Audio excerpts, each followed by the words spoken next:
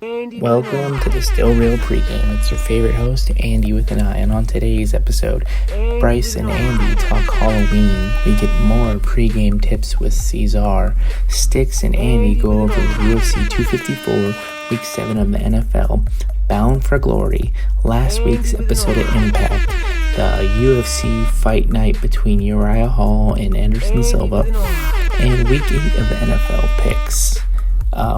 Today's word of the day is young. So whether it's Sue Young, Eric Young, doesn't matter. If you hear the word young, crack open your favorite pregame of choice, sit back, relax, enjoy the show, and always pregame responsibly. Welcome to the Still Real pregame. Who do I got with me? It's me, Bryce, and happy Halloween almost, because tomorrow is Halloween. Yes, we're recording on Friday. It's Halloween. I'm with Bryce. Monica's over there. She's doing her thing, but it's just me and Bryce. Mm-hmm. And we watched some movies today. And we watched some wrestling stuff today. Yeah, even watched Michael Myers. Yeah, we watched Halloween, and we watched Friday the 13th. You watched Charlie Brown the Great Pumpkin, right? Yeah. But Hold on, just wait. And we watched the Dexter Lumis versus Cameron Grimes match with the zombies. Uh-huh. And we watched a little bit of the Undead Wedding, so from Impact between Rosemary and John E. Bravo. So which one, out of all the things you've seen today, was the best? I think Jason X, because I like how Jason was armored. He looked like never before. Like Jason would kill Michael Myers. And Mom, what did you say about Jason X earlier? Go ahead. I don't remember. I just said it was the worst movie. Yeah, that's exactly what you said. Yeah. It's the worst Jason movie ever. And your son loves it. 'Cause why? Just because the future and stuff like that. It's in outer space. Yeah, but there was boobs. Stop it. No, it was just little blobs. It was just little blobs because yes. It was a TV version. Yes, it was blurred because it's a TV version, but I saw you cover your eyes and then move your arm. It's okay. I know, it's just not appropriate. Okay, it's not appropriate. All right. Yeah, it's not appropriate for kids. Yes. But, so, you watched Halloween 4, a little bit of Halloween Resurrection, Halloween 6, The Curse of Michael Myers. You've watched some Friday the 13th, Part 4, a little bit of Jason Goes to Hell, and pretty much the whole thing of Jason X. So out of all those, Jason X is your favorite? Did you like anything from the other movies? Well, it's just I like Jason X because he's more powerful. It's just because Michael Myers just only has a knife and that's it. We just saw he ripped that dude's throat out. So what do you say about that? Well, yeah, but and he got hit by a car and didn't die. But that would happen to Jason too. Yeah, Jason got shot. They shot his legs off and his head off, and became back super robot. So, yeah. So Jason is more powerful. Who do you think's more scary, Jason or Michael Myers? I gotta say both.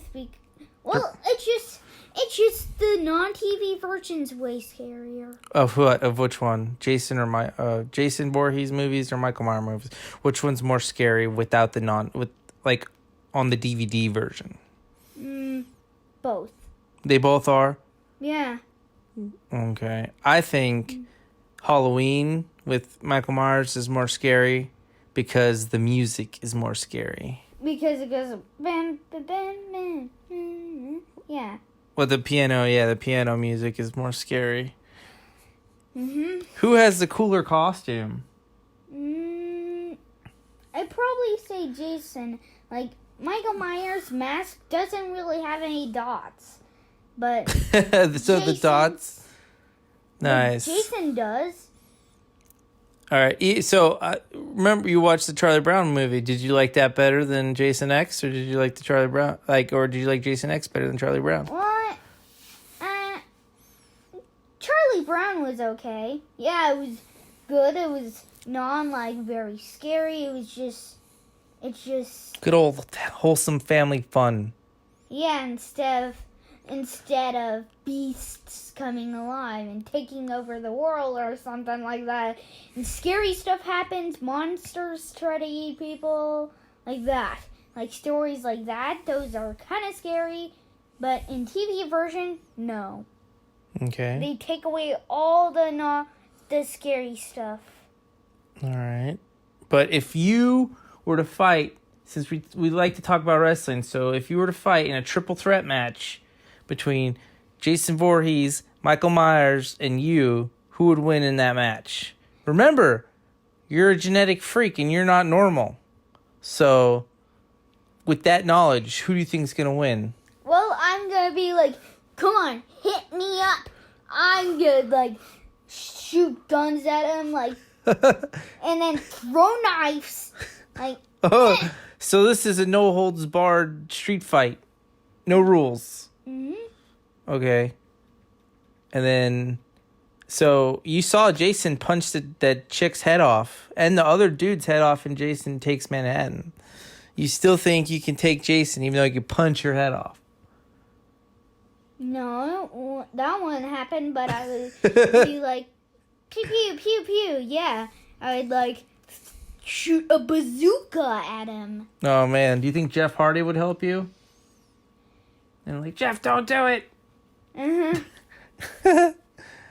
So you and Jeff Hardy. So you would win if Jeff Hardy came in, gave you some help to distract him, and then you just shot them both with bazooka. It's over. Mm-hmm. I like it. Mm-hmm. How about the match with Dexter Lumis and Cameron Grimes? Did you like that match? Yeah, kind of. Well, yeah, it was like a fear fest, just like Halloween. Okay. Like a fear fest. Like the bad guy with the blonde hair. He was the good guy, though. The Cameron Grimes was the bad guy. He just messed with the wrong good guy. But yeah, I mean, it looked like he was the bad guy because he had all the zombies, right? Uh-huh. All right. Well, I know, but good guys do have zombies. yeah, they do have zombies. Okay, buddy. So last thoughts. We're about to wrap this bad boy up. What do you think? As a young man, do you think Halloween's gonna be fun this year? Yep, it's gonna be fun. I'm gonna dress up as Mario instead of something scary. Oh, I've seen your costume. Your costume looks awesome. Yeah, it's like with a glove and have them put the mustache on, the hat, and the suit itself. Yeah, all those things. So, can you give us a Mario voice? Yep.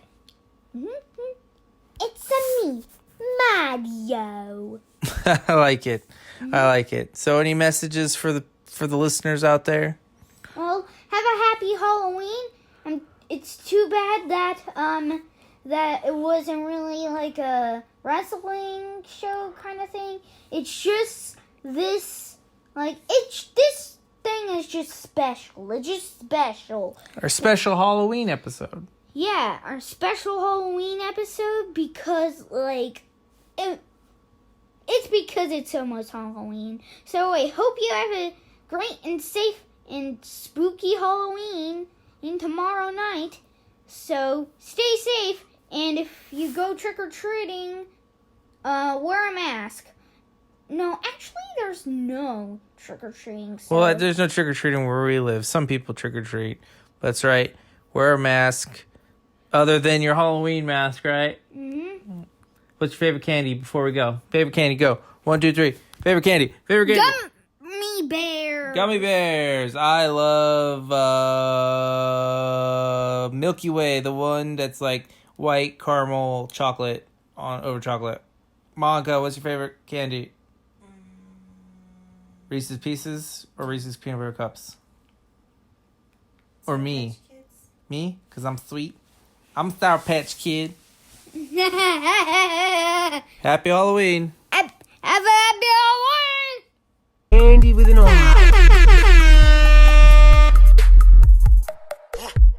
Andy with an R. So, who's your friend? Andy with an R. Yo, what's up, everybody? Once again, it's your boy Julius_Ceizar here to bring you them pregame tips for the streets, bitch. Let's get into it. Now, let's say, Ceizar, you're always hitting with some pregame tips. What about if we go out of town? Bitch, if you go out of town, here's the number one rule for the pregame. Don't be late to shit.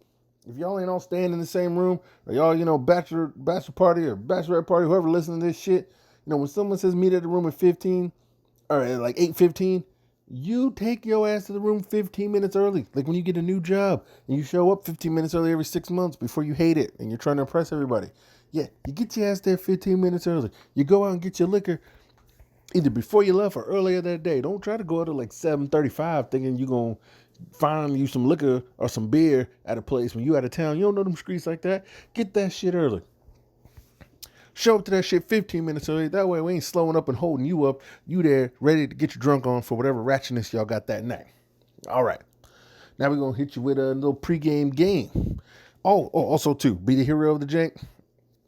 Always buy a deck of cards out of town.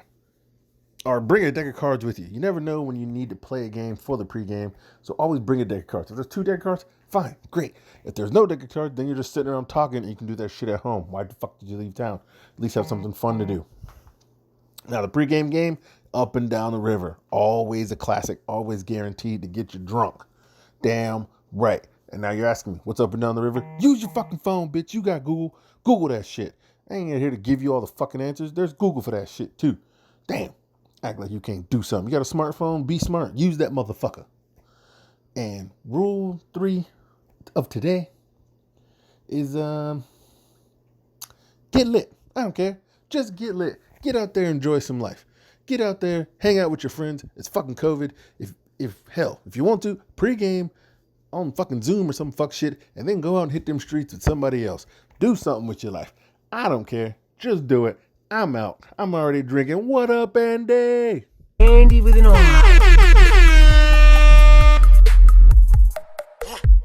Andy with an R. So, who's your friend? Andy with an R. Un, deux, trois.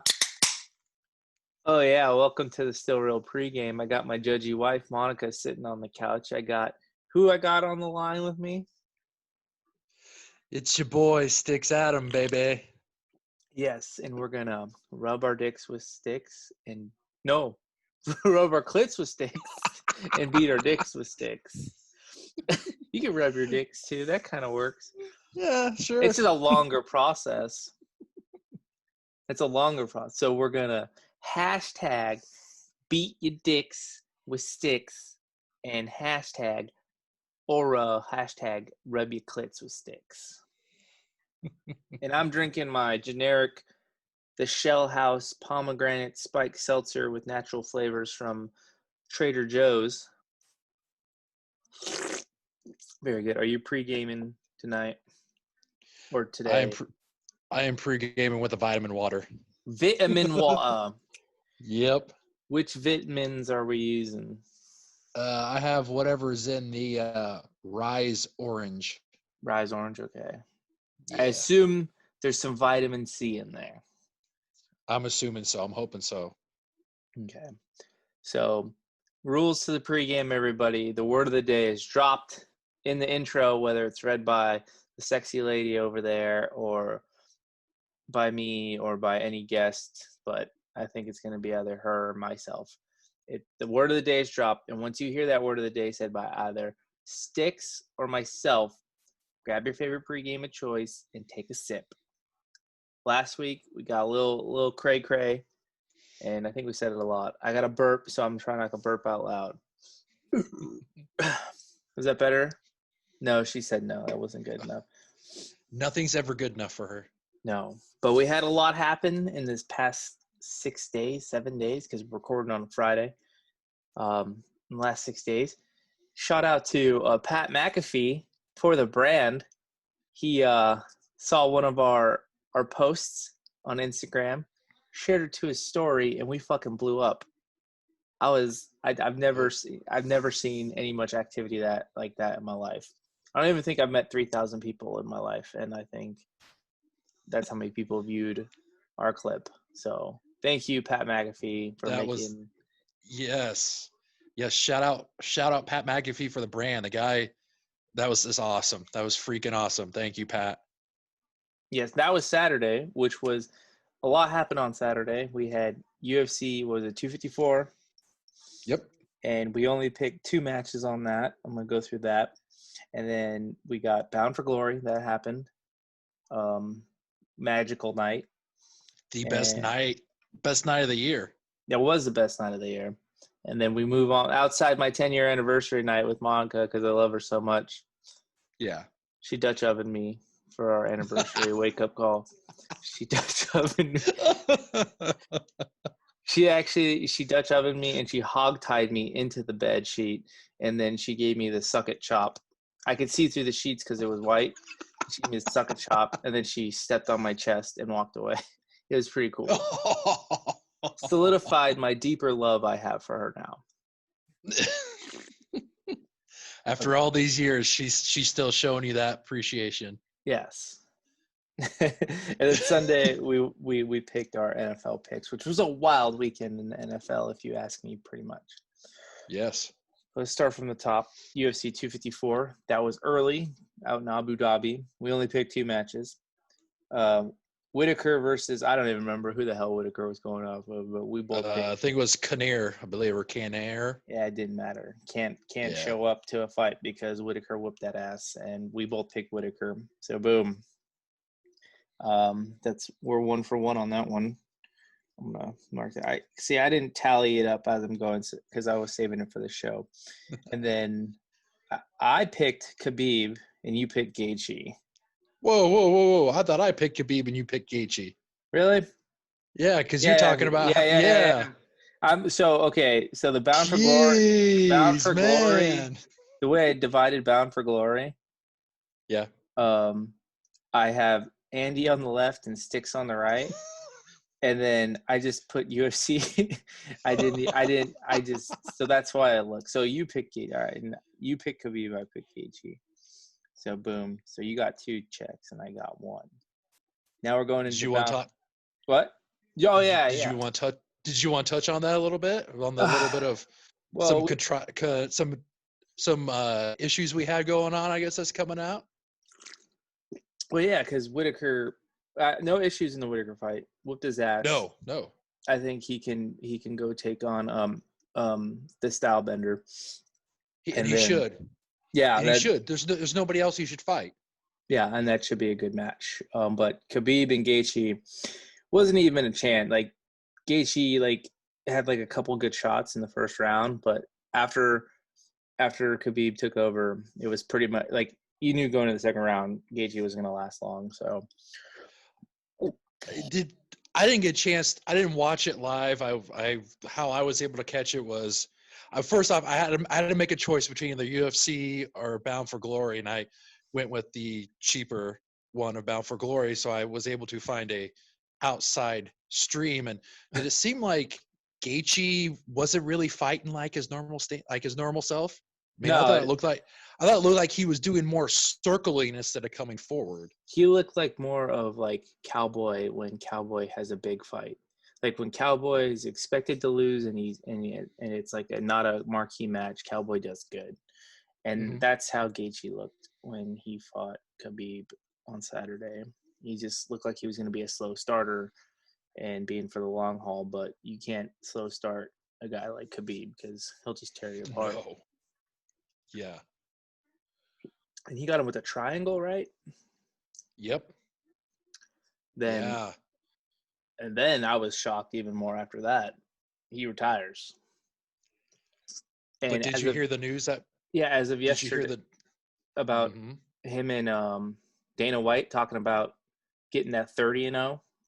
Yep, because he came out and he said that Khabib and his dad wanted him to go 30-0 before he retired.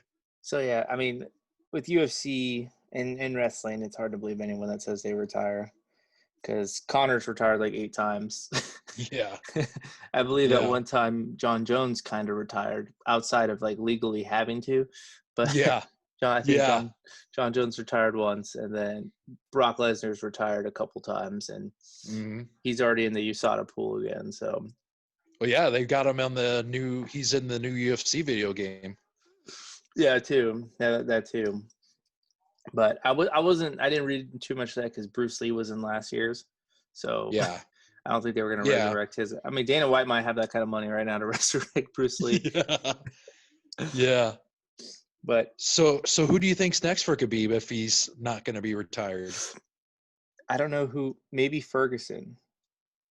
Well, see, after I heard he retired, my mind went to, okay, how are they gonna do the title, because I don't think it would be right to put that title on the line between Poirier and Connor, especially when you had Chandler there. Yeah, Chandler should fight someone. I think Chandler and Ferguson should fight it out, or Chandler and Gaethje. Well, see, there was rumors that they're working on Chandler and Ferguson, and they were going to possibly do a tournament style where they were going to try to throw that on the same night as Connor and Dustin, so that way the two winners could face each other. But then I think Chandler then came out and he said that he would fight Gaethje, because Gaethje didn't take much damage, and said that in like the 6 to 8 weeks that there is between this last fight and then I think the January 23rd card, Gaethje said he'd be ready. So now you kind of got a little bit of what are they going to do with that? Plus, now that if he's not going to be retired, do you still go for the GSP fight? Like, if Khabib just tells to Dana, I want number 30 to be GSP, do you go ahead and go back hard of trying to get GSP, and then how long does that take? Yeah, that could take up to like 2 years. Holy crap.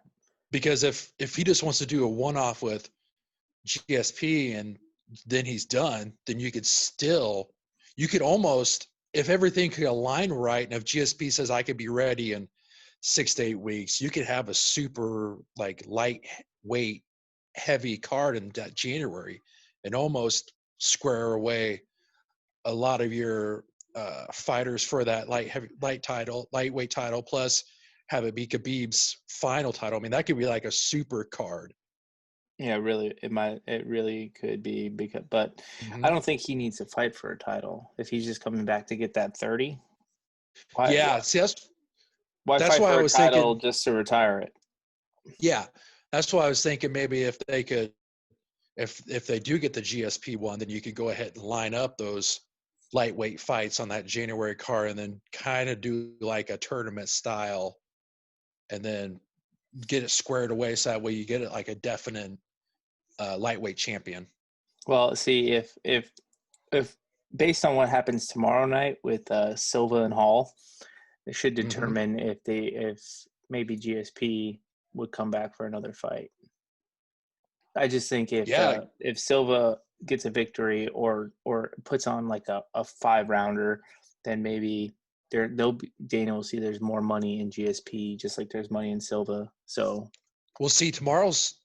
Tonight is Silva's last fight in the UFC. This is his last fight under contract. Yes, and they've been making a big deal about that. But I like my point is saying, like, if Silva doesn't get like torn apart, which I don't think he will, but if he gets torn apart, I don't think Dana White would see any money like spending that much money on a GSP for Khabib.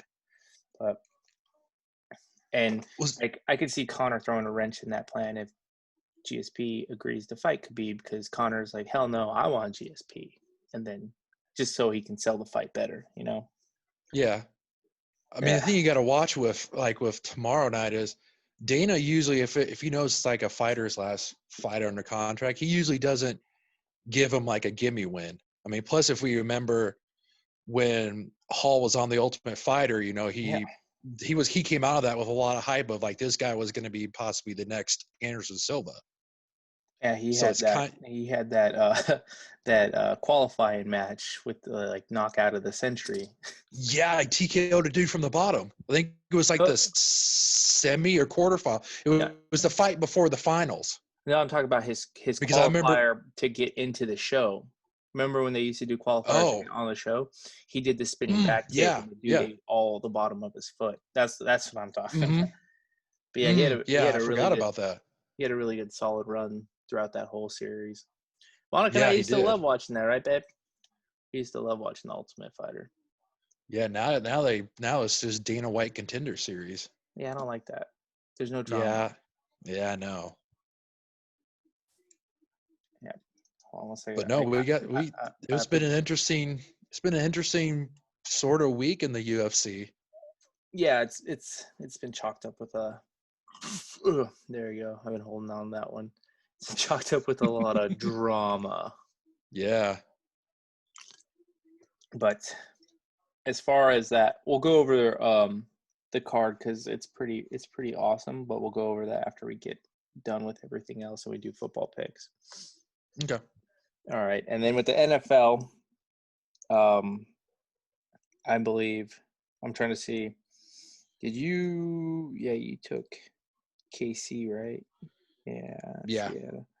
Cleveland, Buffalo, Atlanta, Green Bay, Seattle, KC, and Tampa Bay.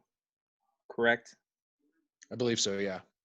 Yeah, yes, because your number was 47. I remember that. Yep. So you picked Cleveland. Let's go back to the NFL. Jesus. I was very upset. I'm glad I didn't pick the Titans because I would have cried. Hey, they made it interesting towards the end there. I mean, when it was 27-7, I was like, oh. Fucking yeah, that was annoying. And then fucking kickers. Then they figured it out. And unfortunately, Gostkowski, his misses came back to haunt him. I mean, he made 5 in a row for the W 2 weeks ago, and then he misses this one. It's like, oh my God. I saw that and I'm like, oh God, Andy has got to be. He's not happy. He's not happy at all. I wasn't at all. But you picked Cleveland. They got the W with OBJ out for the season. Who gives a shit? We both picked. Baker got better after he left too. Yeah, Baker seems to play like that, and I'm surprised I didn't hear any sound bites of Baker throwing shade at OBJ. Because he went 22 for 23 right after OBJ left the game. Yeah, he tore it up. Yeah. We both picked the Bills. So, boom. I think that was a pretty obvious call. Yeah. And then you picked Atlanta, which I turned that game off because I thought they won. I honestly thought they won that game. Fucking Gurley. I couldn't believe that because I was like, "Oh, it's over," and I turned around and I told Bryce, "Hey, the Falcons won," because he likes the Falcons. But that was garbage. Did you ever see an opposing player tell the ref that the other guy scored a touchdown so that way they didn't get the ball back? Jesus, God. Yeah, Atlanta deserved that loss. They did.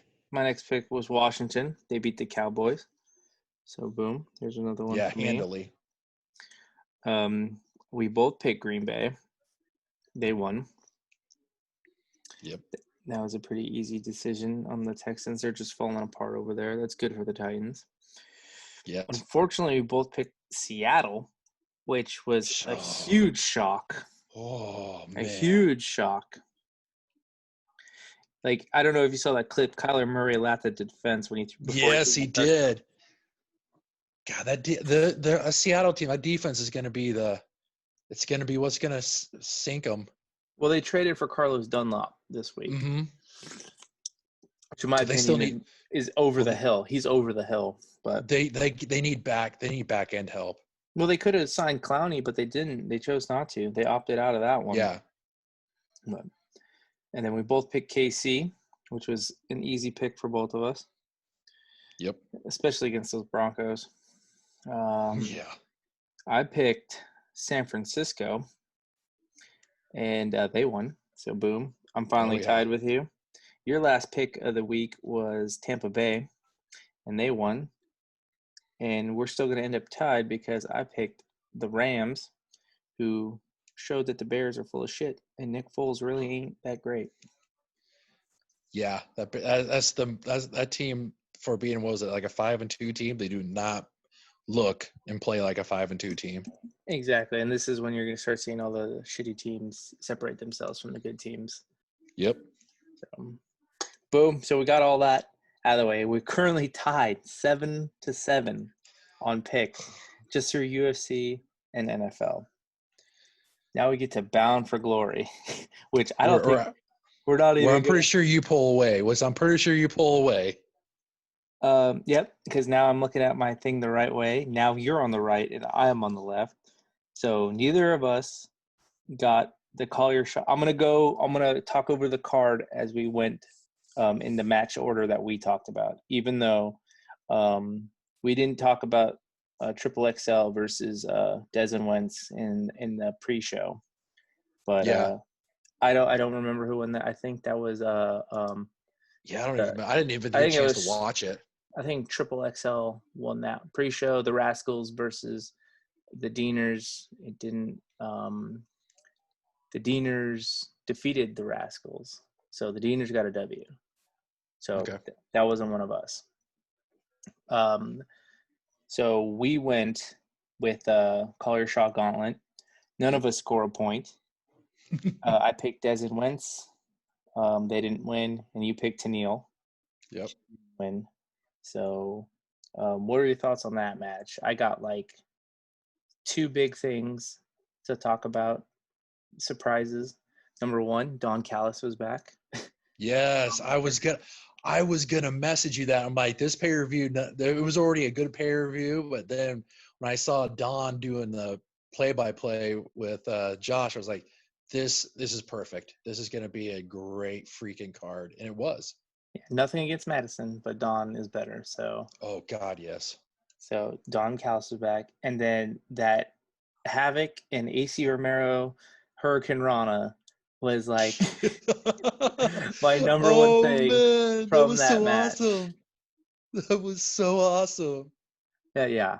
And yeah, that was like my favorite part of that whole match. But we both were thinking that Heath or Rhino were gonna win, but we picked to be different. I believe in our picks. But unfortunately, Heath was supposed to win, I think, but he got a hernia, a la The Rock, who was in the pre-show inducting Ken Shamrock. Big deal. The Rock. Yep. They even referred to him as Dwayne The Rock Johnson. He helped induct Ken Shamrock into the Hall of Fame. But Keith had a hernia at their WrestleMania, and I think he was supposed to win, but he got thrown out by Callahan, and Rhino beat Callahan, and then Rhino won the Call Your Shot Gauntlet. Did you have any favorite moments from that match? I liked James Storm coming back. I thought that was pretty awesome.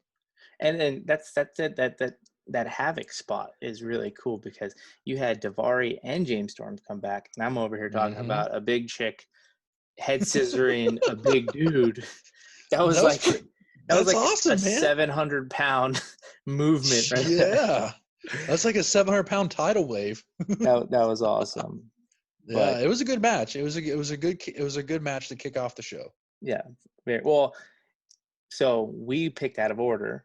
So the 6-pack scramble started the show, and so the 6-pack scramble started the show, and I picked Rohit, and you picked Thick Mama Pump, Jordan Grace, and lo and behold, Rohit retained, but like a bitch, but he still retained. He's just waiting on the outs. Like Lana, he was just waiting on the outs, and then he would jump in, jump out whenever he needed to try to get that W. Smart man. Smart way to win it. What were your biggest takeaways from that match? Oh, I just like the way that Rohit he did it the way that that a lot of us wrestling fans would think that you would want to do it. You just slide and wait. You came in, you broke up the pins, then you slide back out. So my biggest takeaway was that he did it smart, And that's why and that's why he's still a champion. And that's why heels are better champions than baby faces, because the heel, they make you want him to lose or her to lose because they do shit like that. You got guys like Rich Swann who'd be willing to defend their title like 10 seconds after they won it. We'll talk about it later. Yeah. All right. So that was a big match. TJP is looking like he might be the next challenger for Heat, but we'll get into that when we talk about the show this week. We already talked about the Call Your Shot Gauntlet, but after that, cinematic match between EC3 and Moose at an undisclosed location. I think I was in and out on this one, so I didn't get much of it, but Moose won. We both picked Moose, so I'm at 8, you're at 9. What did you think of that match? Because I can't remember much. I think I was doing other shit. I mean, it was okay. It was. Yes, I was taking my final. It was my final for my accounting class, so that's why. So I was looking at. That's a legit excuse. I mean, it wasn't too bad. I mean, it was good for Impact, but I mean, if you've watched WWE with their cinematic matches, there was a distinct difference, but I liked it. I mean, it's a good way I'm assuming with this we probably won't see EC3 for a while, because I imagine he's going to be showing up to Ring of Honor. Yeah, he's already on Ring of Honor TV with feuding with Shane Taylor and Shane Taylor Promotions with none other than Dan Boys.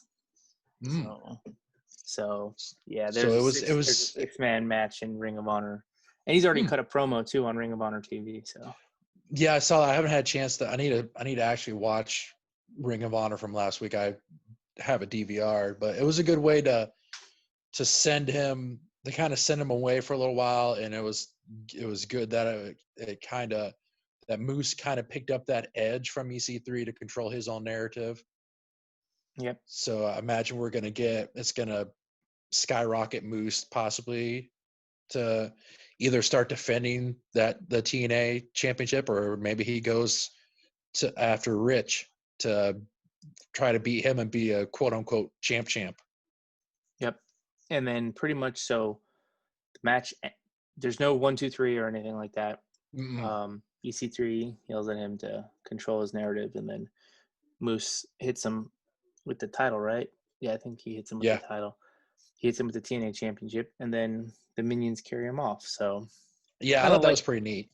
It was kind of like the Dexter Lumis Cameron Grimes match, Yeah.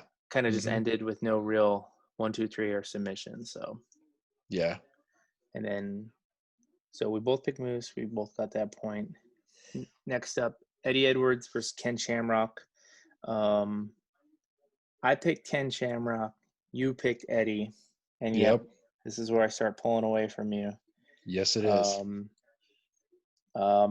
As predicted, Sami Callihan gets involved, and because Eddie Edwards was handling Ken Shamrock pretty much the whole match, and then Sami Callihan got involved, brought the bat, and Eddie hit him with the kendo stick, and just enough to get distracted for Ken Shamrock to get the kill. So anything big takeaways from that match, or do you think it was just pretty much standard?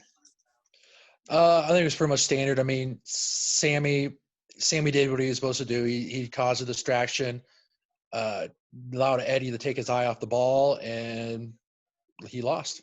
Got that ankle caught. Yeah. Wham bam, thank you, ma'am. On to Cincinnati, in the words of Bill Belichick. Yes, sir. Next up was the Fatal 4-Way Tag Team Championship match. Let me see who we picked. I, with my pipe dream of the Rascals inserting themselves, picked the Rascals.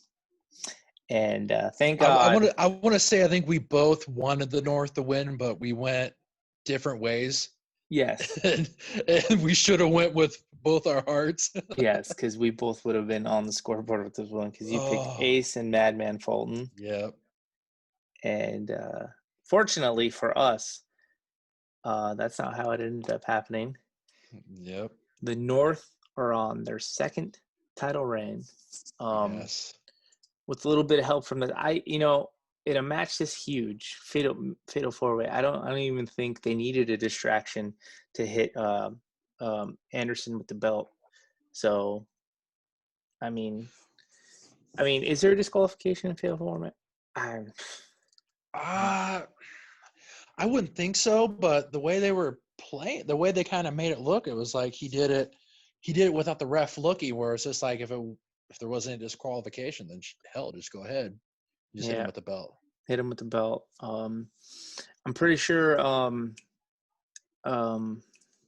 Alexander he took out didn't he take out one of the Motor City Machine Guns before Right off the bat. What was it? God. Faven or Shelley? I think it was Shelley. It was Shelley, yeah.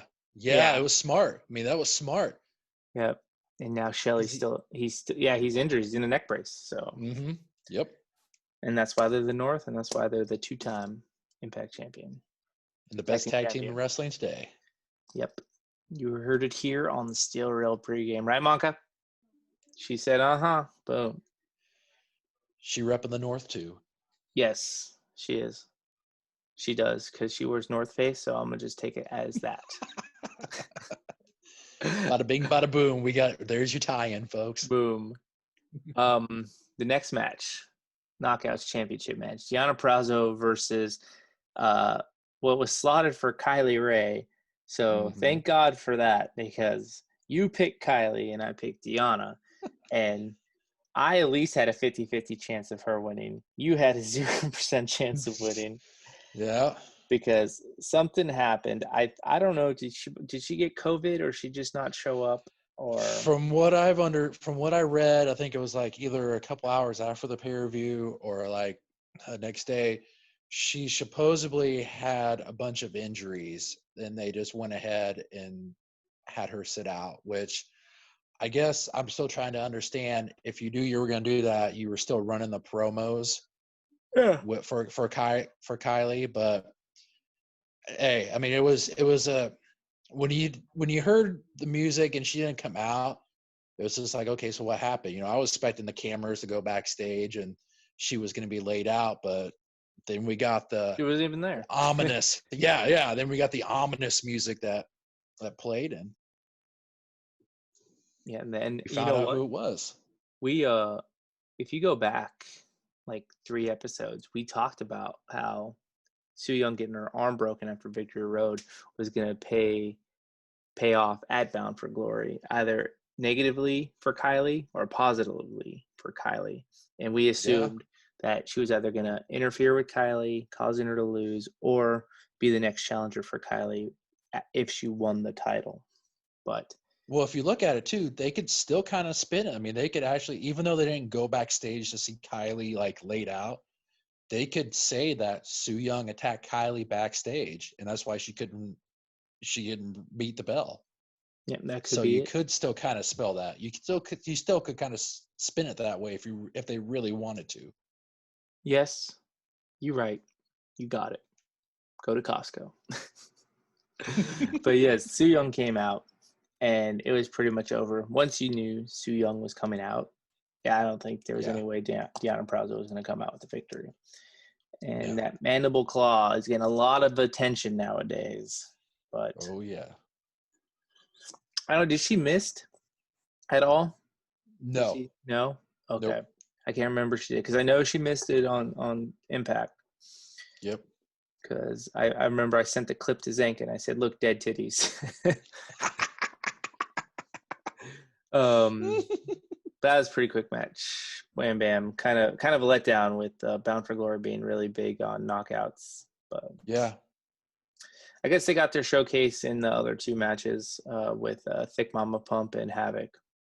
Yeah, and then we got the news of them bringing back the knockout tag team titles. Yep, and I already have Havoc and Nevaeh at the top of my list. As soon as I saw that, I was like, I know who Andy's going with, and it was exactly who I thought you were going with.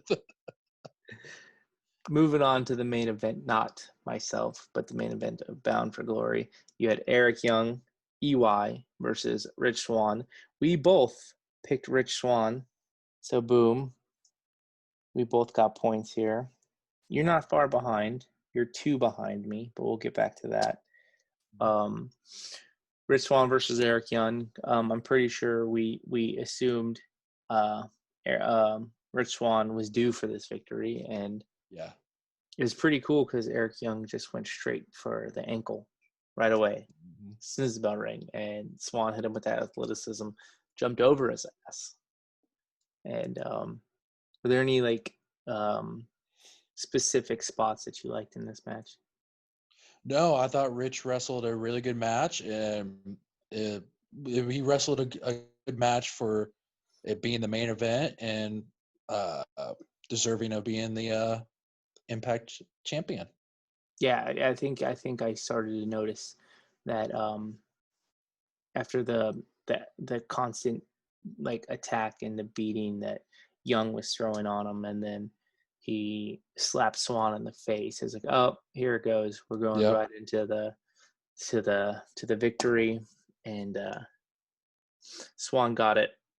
And all of it, I didn't expect all of the Impact roster to come out and put him on their shoulders like Rudy.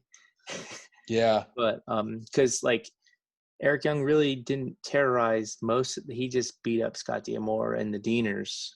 But yeah, well, I mean, I figured Eddie Edwards would be out there, and then I figured it'd just be the people that he attacked that'd be out there. But no, pretty much the whole backstage and the roster pretty much almost cleared it, came out.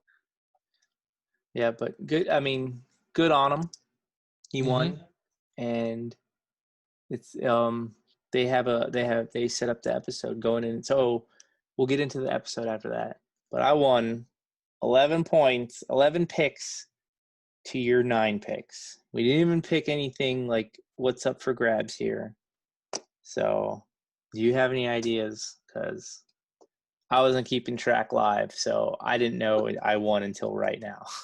I didn't know point wise, but after watching Bound for Glory, I was at the end. I was like, yep. I was actually waiting for the message. I was waiting for that message to be like, guess what, buddy? you taking that L today. Yeah, I see. I was distracted. I was taking my final. Yeah. Yeah, because I messaged you and asked you. I forget what match I messaged you after. I think it might have been the call your shot, because I was gonna ask you if you saw that James Storm came back, but then you said no. You were doing your finals. You had just finished up your finals. So I was like, all right, I'll let you watch it. I'm not gonna ruin it for you. And then I figured either we'd message back and forth either after, or we'd talk about it on here. So yeah. So I got nothing yet. Maybe after this week's picks, and if I win back to back, then I'll have something for you. But right now I got nothing. Good, because I don't have any alcohol in the household right now, so I would have had to run out and grab some tomorrow. Okay, I'll think of something. Well, we'll let that marinate. But going into this week's Impact, we're gonna go really quick because we got some UFC and NFL to talk about. Okay. All right. Started off hot. Showed a recap of the show. Show who won, and then it opens up with Eric Young kicking the shit out of Rich Swann. And it somehow led to an immediate rematch from Bound for Glory within 30 seconds of the show starting. But which is odd, because you would think that Eric Young would attack him, but then wouldn't want to cash in his rematch until I think what's they Yeah. just announced, was it Hard to Kill's the next one on Impact Plus? In January 26th. No, January 16th, right? Yeah, I think so. I think they just announced that there's one on Impact Plus here in November. So you'd figure that would be maybe they would wait and they would have that headline be like the main event. But no, he right off the bat was like, no, I want my rematch tonight. And Yeah, I probably don't should have know. waited. Yeah, because it wasn't even like 10 minutes. It was barely even a cup of coffee, and then boom, Eric Young got hit. I forgot the name of the ritual on Splash that he does.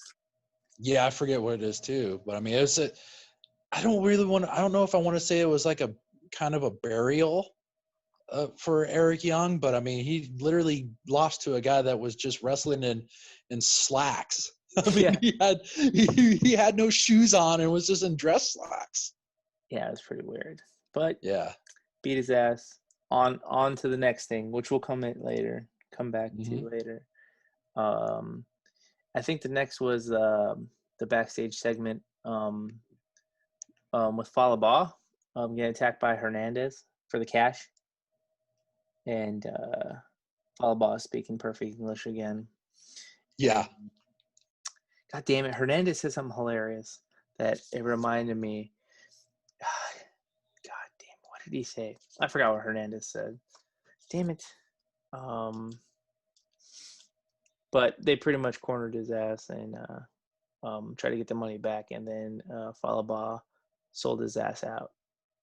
Sold out Johnny Bravo's ass out. But you remember what he said? No, I'm trying to remember. It's gonna bug me all night. But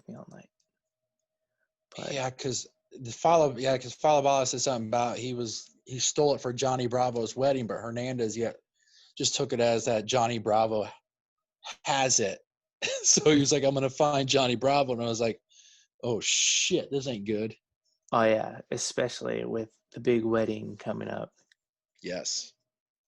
I'm trying to think.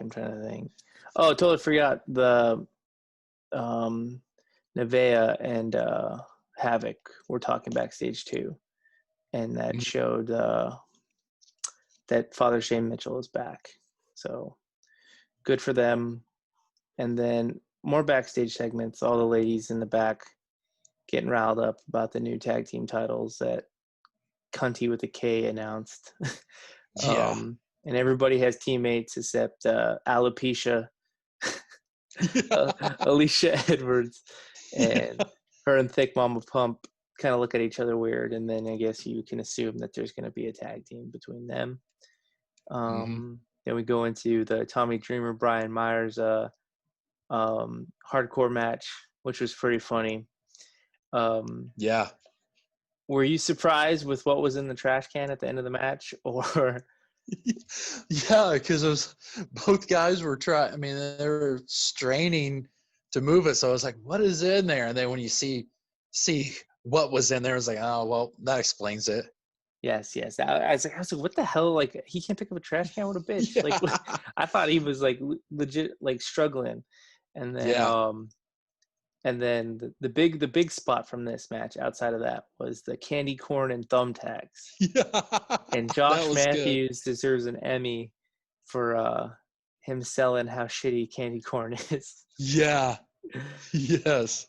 That really made me feel the pain in English in that match. And then just when you think Brian Myers is going to get the upper hand after recovering from the thumbtack and candy corn, the reason why Noah can pick up the trash can because Hornswoggle, formerly known as Hornswoggle from WWE, now in Impact, Swoggle was in the trash can himself. He was also in the Call Your Shot Gauntlet. Yeah. Talk about it.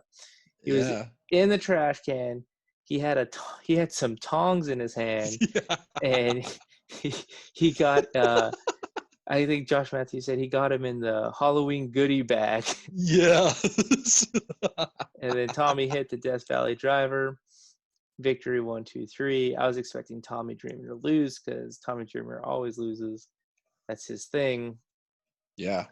but that was a pretty fun match. It was better than any of those WWE Halloween matches. Yeah. And then you got Rhino and Heath talking to Mean Gia in the back about the Call Your Shot Gauntlet. And Mean Gia keeps talking about how Heath might be injured, and he's totally playing it because he got his contract. He hasn't signed it yet. He got his contract, but he hasn't signed it yet. So he's trying to play like he's not injured. So, and it was pretty cool because that's in real life. That's what you would do. I'm not injured. I'm fine. Because who wants to sign an injured guy? Yeah. Especially to their contract that they drew up. Exactly. So I thought that was pretty funny. And then, but Rhino said they're going to call their shot for against the North, I think, or they just said the tag team championships. I want to say I thought they said the North, but they very well could have said that they were going to call their shot for the tag team titles.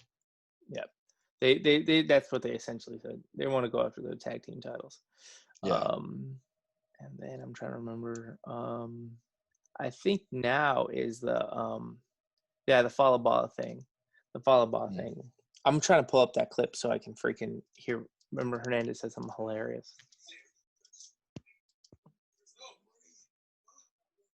Oh, he wants an apology.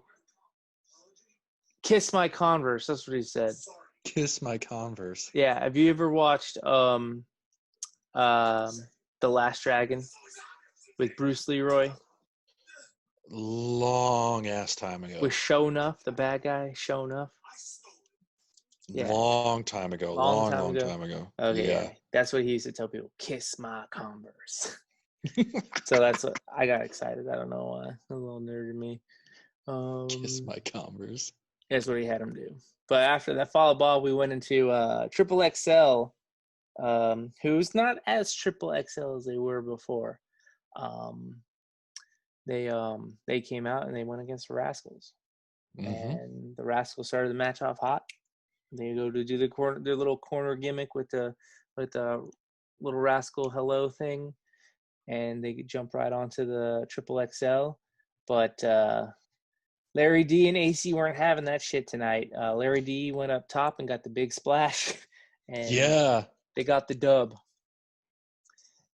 Yep. And looking strong. Yes, they're looking good. They're making a good case that they should be the North's first test.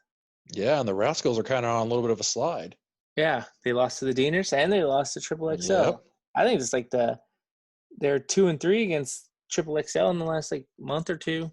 So, yeah. But after that match, we went into a backstage segment with Deonna Purrazzo has helped a barrister, Robert Evans, again, trying to get her Knockouts championship back, and they're trying to pressure Scott D'Amore, who doesn't look as stressed out, especially after getting attacked earlier in the show. He doesn't look as stressed out, but he's like, fuck it, let's go to the ring and let's talk about this. Let's fix this. And they go to commercial. I think they went to commercial, or they went to the former tag team champions, Shelly and Sabin. Shelly's got it was one of those two, because I know that that interaction with them and with them backstage was somewhere around that same time. Yeah, and blah blah blah. I'm hurt. We'll need some time. Then we'll come back and we'll get our titles back. And Sabin's like, yeah, I didn't lose. We didn't lose our titles. Someone else lost their titles. Blah blah blah. Yeah. And then Triple XL comes out like, oh, motherfuckers, it's our shot. Like, we're on a roll. We're killing everybody. And then they say, yeah, whatever, get out of here. And then AC and Larry D sandwich good old Shelly. Then they take off, and Sabin's there just asking for help, blah, blah, blah. Yeah. Then Scott D'Amore comes out to the ring, tells Deonna Purrazzo and her fucking lawyer or whatever with Kimberly to come out. And they kind of go on a long-winded rant about how their lawyer, Scott's going on about how Evans is a pussy, but without calling him a pussy, pretty much calling him everything but a pussy. Yeah, D'Amore was acting strong. I mean, he was trying to make it swinging that strong dick. face. He's swinging that More dick everywhere, just slapping people in the face with it. He put the Pepto-Bismol down and was swinging that fucking dick. And then pretty much said, yeah, sure, let's go take this to court and draw this out for years. Will you never get your title shot? Blah blah blah. And then and then thank God Su Yung came out, because Jesus Christ, that was going on way too long. And then that's when I said, boom, look, dead titties, because she was just out in a bra, essentially. Yeah. It was amazing. Mandible claws everywhere. She missed Scott D'Amore. Yeah. She mandible claws the lawyer Evans and fucking Kimberly, and missed whatchamacallit, D'Amore. D'Amore. Yeah, D'Amore. And then Peraza comes to interfere. And then that didn't last long either. She got hit with that fucking mandible claw. Mm-hmm. Wham bam, thank you, ma'am. I'm taking that mandible claw all day from Su Yung. Especially with them dead ass titties. Dead ass titties. Damn straight. Su Yung. I don't know. Su Yung is in a different attire this time, and I like this. This is a Su Yung I can get behind. This is this is babyface Su Yung attire. Yes. Yeah, especially dressed just like that. Yes. Damn it! I'm already out of my drink. Whatever. Next, we get a backstage segment. Rich Swann celebrating with the Rascals and Willie Mack. Willie Mack has the best entrance music in the world right now. I just can't get over it. I probably said that about someone else, but I love Willie Mack's entrance music. But they're all celebrating about his recent title victory and his second title victory. Talking shit, and then Moose comes out of nowhere, talks about how Rich Swann's come from nothing, and then Rich Swann's like, well, money don't make the man, and all this other shit, and then they separate him, and then Willie and Moose talk a little bit, and then he called Swann the number two. Yeah, the number two champion. Yeah, Moose got the TNA Impact, and as Rich Swann's walking away, he runs into Sami Callihan and Ken Shamrock. And in the most total opposite roles ever. It looks like Callahan is the young guy and Ken Shamrock is the old guy. It looks like Shamrock should be mentoring Callahan, but it's Callahan. That still got me all fucked up. But essentially, everyone's throwing their hat in the ring to be the next challenger for Rich Swann's title. And Moose has a great point, though. He's the number one, and this might lead to unification coming here soon. Yeah, I think it should. I think it'd be a nice storyline, and it'd be a way to knock out. Because I mean, you don't want to keep dragging out the TNA champion and then the Impact champion, and just get them unified and let's roll with it. Yep, that would be pretty sweet. And then you got the next pay-per-view is until the 16th. So I mean January 16th. It's not even November 16th. So it's 3/16 from now. So it should be interesting. After that, everyone jerks off Ken Shamrock via congratulations, and they showed The Rock again, whatever. And then I think the event outside of Dead Titties and the wedding, which is coming, the scene of the North talking to Gallows and Anderson's posse in the back, popping the boys. The fucking slap chump. Yeah. Hey, did you catch that footage video of the North there at the I think it was the night before Bound for Glory when they showed up at the Good Brothers Talking Shop Bourbon launch party? No, I didn't see that. Yeah, Ethan and Josh showed up, and there's little talking back and forth, and Ethan grabbed a bottle of the bourbon and took a swig from it and ended up spit spraying it all over Gallows' face. Oh shit. So there was so it got heated back and forth. They had to get separated. Brian Myers was there. He was doing a lot of the separating, and they ended up kicking the North out, which I thought was neat. as like a little teaser of possible. I thought it was going to be a little teaser of probably what's going to be coming ahead between the North and possibly the Good Brothers, which after this week's, we kind of see that maybe it is that way they're going to go. Yeah, it could be. I don't know. Well, obviously, yes, after this week. I mean, who bitch slaps some? Like, that was just a straight bitch slap, too. It wasn't even like a man slap. Like, Gallows and Anderson say, hey, those are my guy. Those are our boys. And you're not even popping the boys. What's the matter? Some fake-ass karate dude. They start talking shit about his alter ego, Ethan Page's alter ego, the Karate Man. And you don't talk shit about the Karate Man. Fuck no, because Ethan Page just looked at him, and he just pulled his right hand and just slapped Gallows across the face. That shit was hilarious. That was a fucking Canadian bitch slap. Yes, and that led to little brawl, pull away, whatever. Mm-hmm. On to the next segment.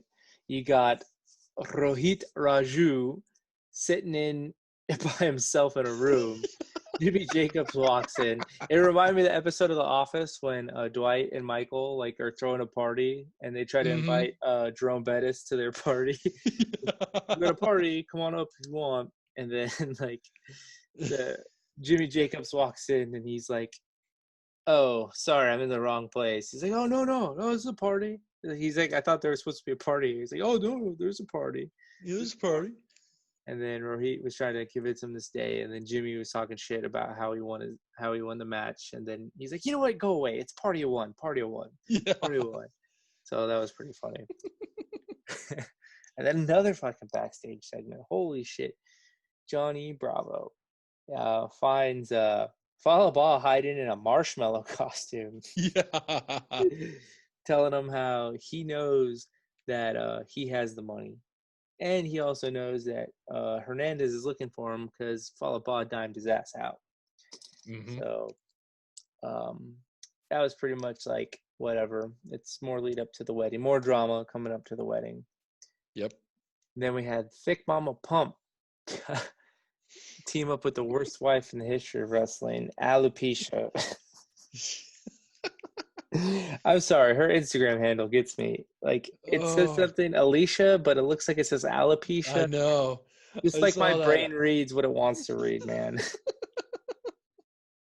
I was thinking the same thing when I saw that. I'm like, fucking alopecia? What kind of a fucking Instagram handle is that?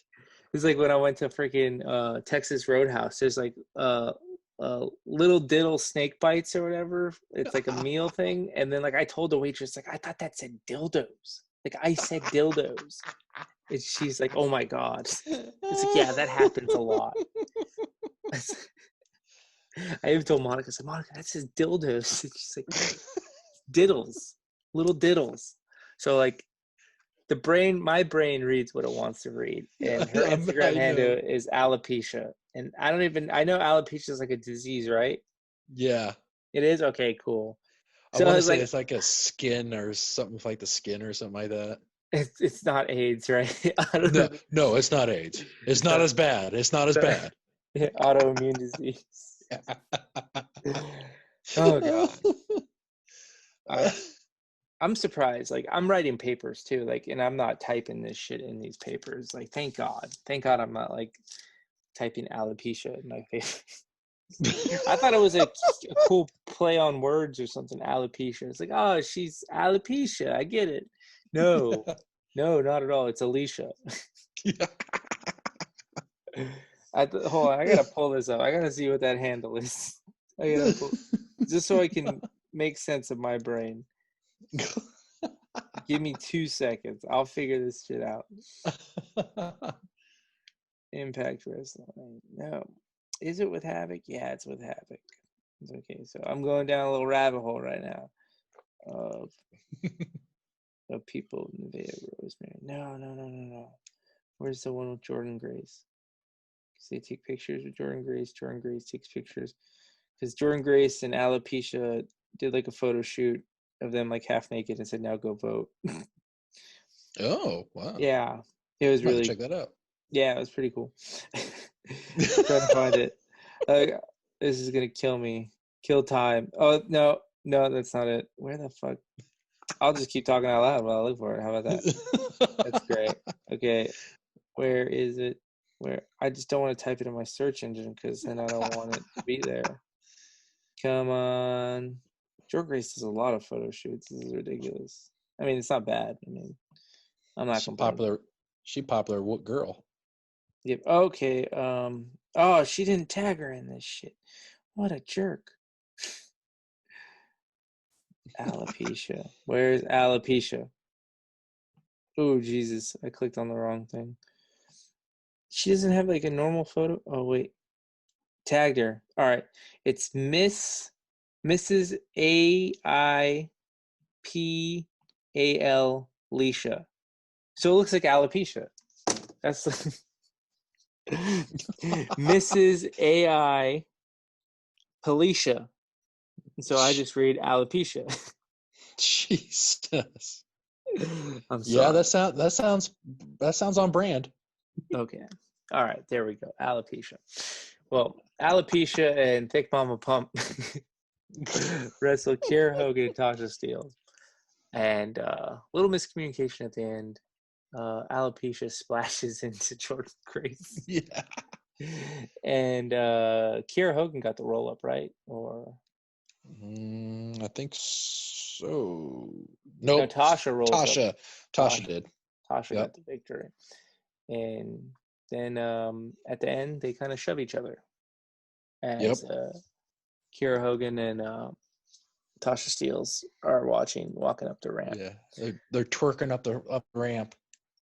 Yep. And then we got a backstage segment again with Willie Mack walking out, and some guy's like, "Yo, Willie, say what's up to my cousin or whatever," and he's saying, "What's up, what's up?" And then as he says, "Chocolate," fucking Moose takes him out. Moose like, "Did you get that?" Moose like, "Did you get that?" And he starts shouting, "Give me your phone!" And then it cut to commercial really fast. Mm-hmm. Yep.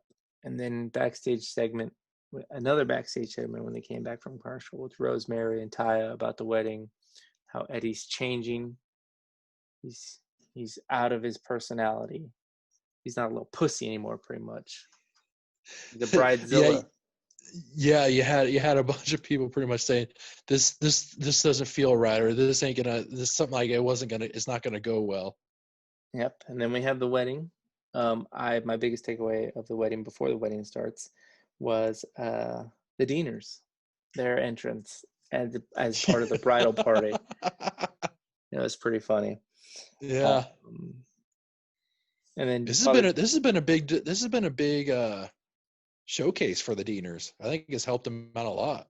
Yes, and this has been a really big storyline. It's been going on since fucking Wrestle House. Yeah. This wedding is the reason why Wrestle House started. Yep. Also, Rosemary could get Johnny's virgin ass alone, and then it turned into a whole like real world situation. Yeah, they kept making the emphasis on him being a virgin. Yes, I was waiting to see how that paid off. How she just I wanted was his too. virgin blood or whatever. Yeah. And that was before Sue Young was Sue Young. She was Susie still. Yep. So that was weird. Mm-hmm. But lo and behold, I actually like Johnny Bravo's vows. They were pretty good. Yeah. And right before, I don't remember what he said, but I just remember laughing. Yeah, he did the Addams Family. He's like, "You're kinky. Was he kinky and you're kooky? You're all together spooky." Okay, so that's what it was. Like that, yeah. I didn't know it was the Addams. I didn't put that together. Yeah. I was like, because I started hearing that. I'm like, where the fuck have I heard that? And I was like, they're spooky and they're kooky. And I was like, he just changed the end of it instead of like the Addams Family. I forget what he said. It was like, it's the fucking Addams Family. I didn't even think. The main chorus God. of their theme song. I'm like, this motherfucker. Oh man, like, I'm such a virgin. Good on you. Such a virgin. I was like, good on you, Johnny. Good on you, buddy.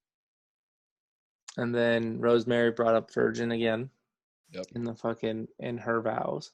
I love how Rosemary always says we, as in like her personality, like, we. She's not just one person.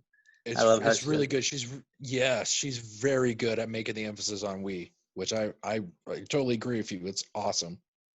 And I was expecting more out of Father James Mitchell. I thought he would like talk shit to Johnny, or maybe like try to sabotage or whatever. Yeah. But we won't know until later. Maybe because the lights go out and we hear a gunshot.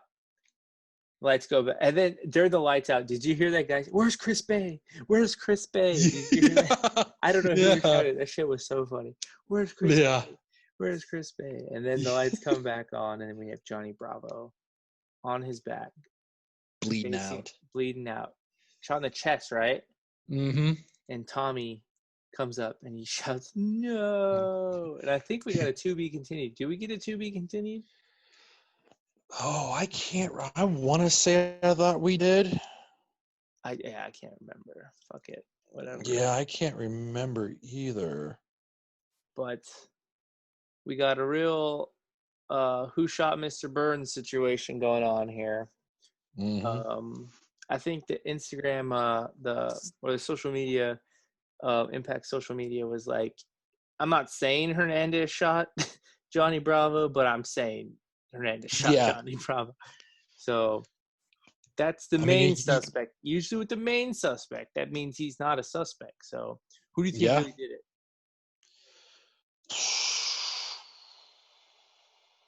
I don't really know. I mean, I really want to go with Hernandez, but it's just too obvious, and I don't want to say. I can't say it's.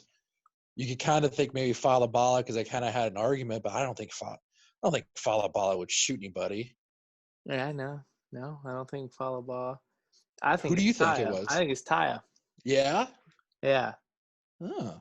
Because Taya and Rosemary really aren't eye to eye. I think Taya and Rosemary are in the tournament to win the tag titles. Mm-hmm. They're getting close to the end. Just as they win them, and before their next title defense, you find out it was Taya. Yeah, like they'll cute. We'll cut to like a hospital scene of Johnny Bravo in like a freaking coma, and he wakes up and he's like, "I know who shot me." That'll be right after. They'll cut to him right after their tag team match where they like either qualify for the finals for the titles, or after they like win the titles. Or yeah, and I literally just thought of it. It could be the referee he talked shit to 3 weeks ago. Mm-hmm. It could have been that.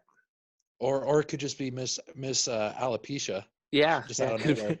Yeah, because she's the one that like was really working hard to get this wedding going, and she was not respected during the whole process. So yeah, Alopecia could have get you more ways than one.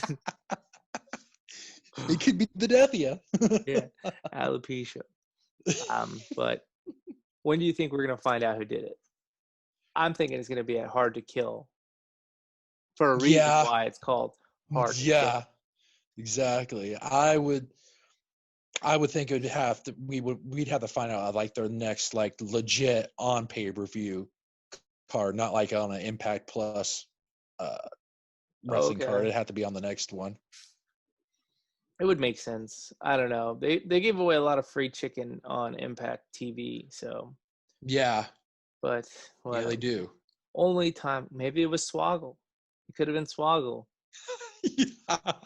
He hides in trash cans. He's Vince McMahon's son. He was the Raw and general, like anonymous general manager. So for all we know, it could have been fucking Swoggle. It very well could have been. I'm watching the clip right now. Nope, it just cuts. So there was no to be continued. Okay.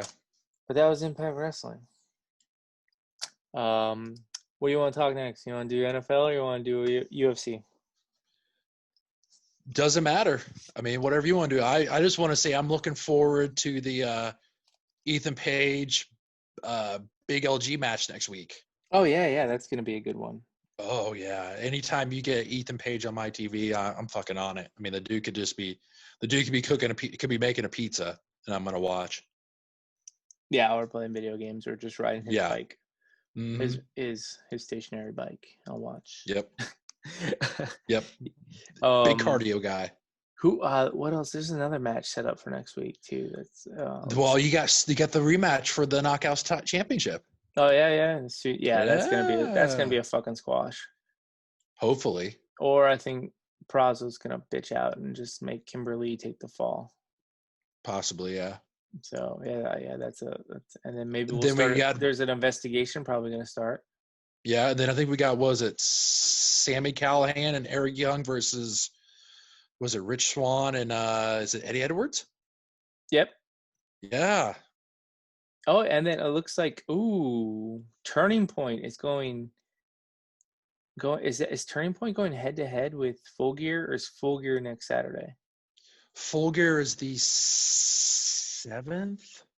Okay, so they're going on I wanna Impact say. Plus on the 14th. Yeah, that sounds right. Because I saw that and I was like, oh man, I mean, if Impact Plus's pay-per-view card would, I mean, I'd watch it over Full Gear. I'm not gonna purchase Full Gear. I think this is probably one of the worst wrestling cards that they put on for pay-per-view. Yeah, Full Gear. So. Let me spoiler alert. Full Gear. Kenny Omega wins. The Young Bucks lose. Cody wins. And Mox wins. End of story. Yep. That's it. Facts. There you go. We're gonna save you $50 right there. You're welcome. Yeah. Oh yeah. And Nyla Rose wins. Boom. Money saved. Yep.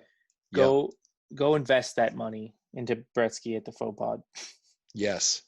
Help out the young man. So oh yeah, and Tracy Smothers passed away over the last few days. I just Yeah. Yeah, I feel bad for not mentioning that. Early on in the Impact years, part of the little Italian faction. That's what I remember most of. What do you really remember what he was famous for? I just remember his ring gear was just like. Yeah, I just remember the different ring gear they had, but I always find it neat when you hear a lot of the wrestlers talk about how big of a impact, literally an impact, Boom, that somebody like that has on their careers, and just listening to those stories and stuff like that. I mean, it sucks that it takes a passing away to hear those stories, but I always find it awesome to hear those stories and how much of an influence that they've had on the wrestlers that person has had. Yeah, I know. I've heard his name in passing before on many other podcasts before I found out he passed away. So I know they talk about him on Keeping It 100 a lot. Yeah. All right, we're done with Impact. I want to talk UFC. We'll do UFC first. You want to? Sounds good. There's some really good. There's like three matches on this card that I'm really, really excited about. Let's talk about them. Yeah. I'm looking at the rest of the card really fast. Yeah, I mean, there's probably going to be a great card, but thank God it's free. You got. Yeah. Well, I mean, it's a good card for ESPN Plus, like you said. So. Mm-hmm. And definitely must watch if you are looking for something to watch. My first marquee match, you got Greg Hardy, former NFL player and wife beater. Yeah. Who's had one disqualification in the UFC, but since then has been on a tear. Dude just knocks people out. Versus Maurice Green. I think he was the favorite to win his Ultimate Fighter season, but he drank a lot. I don't know if you remember that. I think it was the last season. But you got Maurice Green versus Greg Hardy, heavyweight match. You pick who you got a favorite in that, or are you just kind of like Greg Hardy is the favorite. He's minus 320. And Green is plus 260 underdog. Oh, I remember that young either. They're pretty old guys. Yeah, and if it goes past the first round, I'll be amazed, to tell you the truth. Yeah. I mean, these guys are going to be head hunting. Hardy's a hard hitter, and that's why I'm picking Hardy. So. Yeah, I'd have to go with Hardy. Okay. And then Mr. Arkansas himself, Bryce Mitchell versus dude got his camo shorts, man. Yeah. He wasn't going to Yeah. shut. He was not shutting up until he got his camo shorts. Yep. He's putting Arkansas on the map. He's minus 135, the favorite against. I don't know much about Andre Fili. Touchy-feely. Yeah, I don't know much about him. Dude looks. I mean, he looks like a fighter. He's got a pretty big reach. He's a plus 115 underdog. I just got to go with Bryce Mitchell. One, because I love his post fights. Two, his name's Bryce, and he spells it just like Bryce. Mm-hmm.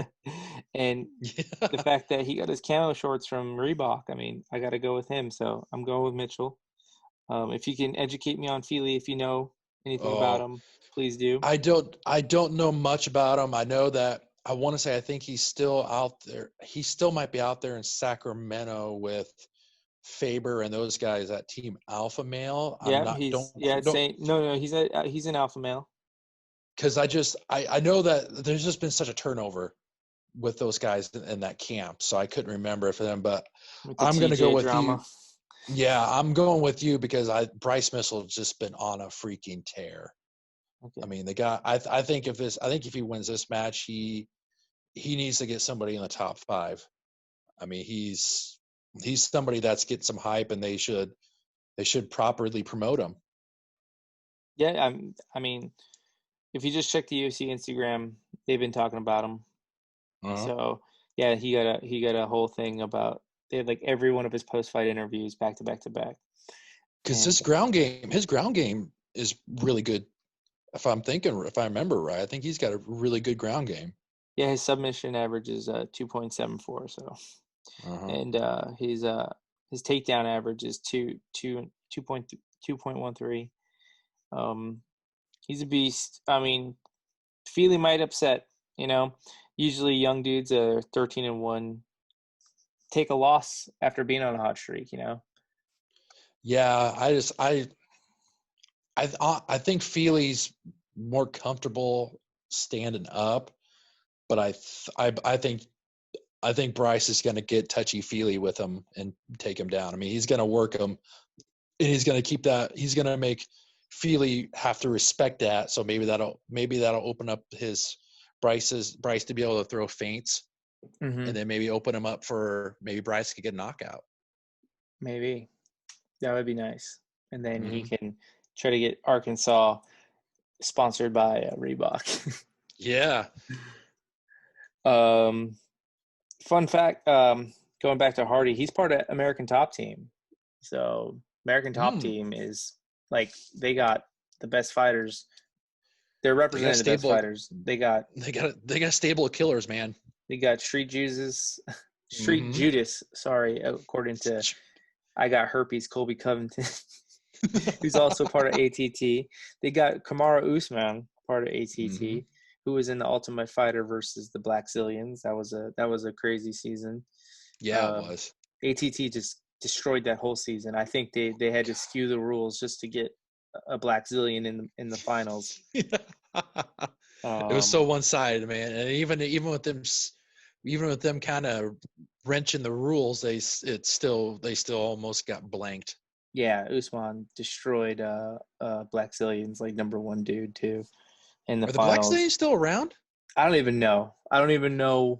Because didn't Rashad Evans kind of have a hand in that? Didn't he? I thought he was yeah, he was in their camp. He was in that season too, and so I thought he was like I thought he kind of helped like form that camp or something like that. Was it him and Henry Hoof? Yeah. Yes.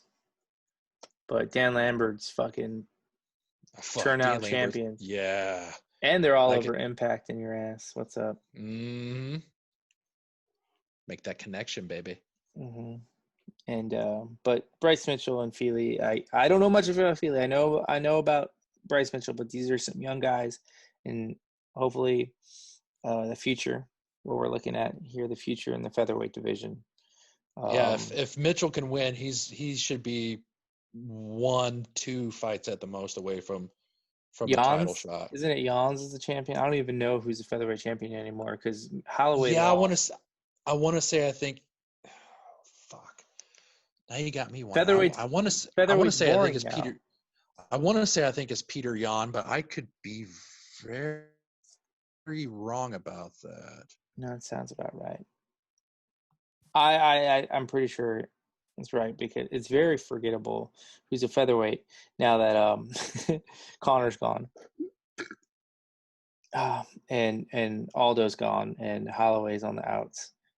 So No, it's Volkanovski. okay. Peter Yan's the bantamweight champion. Okay. Volkanovski. So I thought there was a Volkanovski, but I couldn't remember if he was bantamweight or what. But yeah, because he beat Holloway. Yeah, he beat Holloway. I remember that. Mm-hmm. Holloway decisively too. I mean, I don't think there was any question about it. That shit, man. That just reminded me. Featherweight. Who's a featherweight I was thinking of? T-City. T-City's back. Yeah, did you see he's coming out all different looking, huh? He shaved his head. Yeah, a lot of people were wondering if he did that because I think it was during that week he came with he had his hair cut, but it looked all patchy. Mm-hmm. A lot of people were wondering if he ended up shaving his head because they thought he was having a super tough weight cut. Yes, and that was I remember the post fight. He misses his hair. I know that. He looked weird. I mean, he looked super weird. It was weird. There was two things that stood out to me. One, the bald head, but two, the fucking ginormous cup he was sporting. I like to talk about his brows. Like his brows were super huge. He looked like one of the main villains in the Super Punch-Out game for NES. Super NES. One of the Bruiser brothers. Yeah, but he looked good. I mean, he looked really good. He's probably got him a championship match. Yeah, he is the T in T-City is my hometown. Torrance, California, which is where Anderson Silva resides now. Ooh. Shout out to my hometown. Ivory is from Torrance, California as well. Shout out to Ivory. I have one of her signed dolls and signed headshots up in my room. Nice. Yes, but Anderson Silva versus Uriah Hall. Who do you think is going to win that match? Final match UFC contract. You're going to Uriah? Yeah, he's younger, and I think this could be the breakout fight for Uriah. I'm gonna go with Silva. I'm not a Silva fan. I don't like Silva, but I just want. I'm not a Uriah Hall fan. I mean, well, I'm not either. But I mean, just the comparisons that people were saying that he's the new version of Anderson Silva, and he's younger, and Silva's just he's starting to slow down. Yeah, the style bender and Silva went a full 5, right? I'm pretty sure they went a full 5. That went to a decision. Yeah, so I believe so. There's no way in hell Uriah is going to win this. Although I think Silva pulls this out. Silva definitely beat Bisping, but I don't know why they gave that to Bisping. And I think justice will be had, and the younger fighter will not lose. The young one will lose to the veteran. And do you think he ends up going to Bellator then, Silva? I hope he just lets it go. Just screw it, man. What does he need to fight? I mean, he can go to Bellator and maybe fucking Jake Hager can fight a real heavyweight. I mean, his coaches are saying that he's still hungry and he wants to fight more. Well, if he goes to Bellator, I mean, that should be easy pickings for him. And I definitely think he should fight Hager, and just Hager needs to fight someone with the same body type as him. Yeah, they got to quit coddling Jake Hager. They was start getting him some people that are legit heavyweights instead of, like you said, like we had talked about, just bus drivers instead of pulling some people off the street. Come on now. I want to say in the chat, it's like Hager beat my son's bus driver, but I don't want to confuse anybody. Be like, oh, that's your son's bus driver, because it would have been believable. Yeah, you would have been like, no, I'm joking, guys. But he does look like a bus driver. Come on now. All right, now we're going on to NFL. We both picked Hardy, we both picked Mitchell, but I went Sylvie, you went Hall. So Yep. And I divided it right this time. All right. So we're good. Atlanta already beat Carolina, which poor Teddy Bridgewater, I'm surprised his neck wasn't broken after that hit. Oh God, I was surprised he stayed in the game after that hit. That's pretty fucking vicious. Mm-hmm. All right, Almost as bad as the hit that Bostic put on freaking Dalton last Sunday. Oh yeah, Dalton's dead. And nobody from his team, nobody from that Cowboys team went to go check on him or went to even go pick a fight with Bostic. I mean, that's the big takeaway from that. Yeah. None of the offensive linemen went to go stand up for him. The Cowboys are the representatives of COVID of 2020. Cowboys season is the 2020 representation of 2020. Yeah, they've checked out. I mean, I'd be surprised. They still might be able to win the East. That's the funny thing. God, I hope not. Sorry, Eagles fan. We're gonna we'll find out this Sunday. Yeah, I mean they face each other. If they win, then it'll be amazing if they can come together as a team. I mean, just from what I've heard and read, I mean, that locker room is just so against McCarthy. Yeah, shows why Aaron Rodgers was losing on purpose just so McCarthy could get fired. Well, it just shows you how much Aaron Rodgers covered up a lot of those warts for that team. Yeah. He was like what Russell Wilson is now, just getting sacked nonstop and just pulling plays out of his ass. Well, you're even seeing that up there in New England now. Well, Cam's gone. So and Cam wasn't doing very well with the same receivers that Brady had. And Brady was, winning 9-10 games a season. Now they're going to be lucky if they can get like 5 wins. Further proving why Brady is good. I had a dream. I met Tom Brady and I cried in my dream. Like I met him and then I cried. Maybe you're going to say you did the whole Wayne's World and you were like, I'm not worthy. I'm not worthy. I was just so happy I cried. All right. Game 1, 2 undefeateds. Pittsburgh, Baltimore. Are you picking this game? No. I'm staying out of this one. That's going to be close. Yeah. Ben's on his game this season. Just like I was telling you. That defense is on their game. I mean, he threw for a guy who threw 3 interceptions. Yeah. In that last game, I'm sorry to say that Tennessee came back and they had a competent field goal kicker. They at least go to overtime and make Pittsburgh sweat it out a little bit more. No, I'm realistic, man. I mean, I've been a Titans fan for a long time. I've lived through a lot of shit, so I'm not gonna get my heart broken over a loss to a good team like the Steelers. No, you shouldn't be. It's a rivalry that they've had for a while too, when they were in the AFC Central or whatever. So if anything, you should kind of be like, well, this just shows that if they get behind, that they are capable of coming back and at least making it close. And if Gostkowski's hitting his field goals, I mean, they come back and win the game. Yes, but it's all right. Whatever.